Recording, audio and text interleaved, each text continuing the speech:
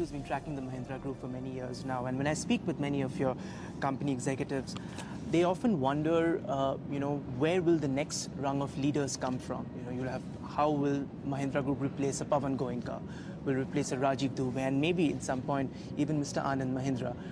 What is the thinking around that, Mr. Mahindra? But Ramaja, I've been very open about that, and I would argue that as a group, the visibility into our next rung of leadership, our bench of leadership, is clearer than in most other organizations. We have created the group executive board, and my submission to our own board, which follows a very robust succession planning procedure, here's a food court of leadership.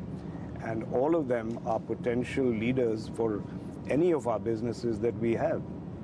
So if you just take a look at our group executive board, you will get a very good idea of what leadership we have. And then if you look at the second rung as well, the succession planning we've been following has been providing a tremendous resource for the board, for the main board for succession planning. So I don't think there should be any doubt that as the succession needs arise, there'll be plenty of resources to fill the gaps.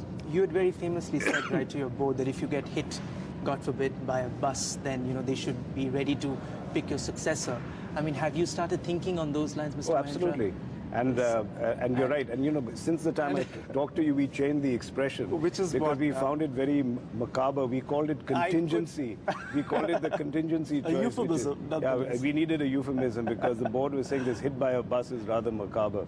So yes, and as I've always said, the board already knows my optional choices to replace me.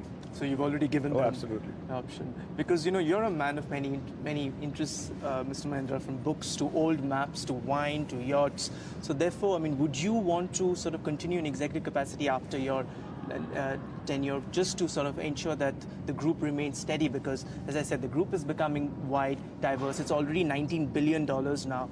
So it will be quite the tough act to find a replacement for Anand Mahindra.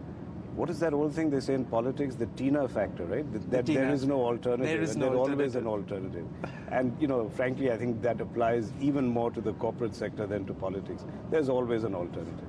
There is an alternative. There's always an alternative to all of us. I think the biggest mistake any leader can make, whether it's a political leader or business leader, is to presume that he or she is indispensable.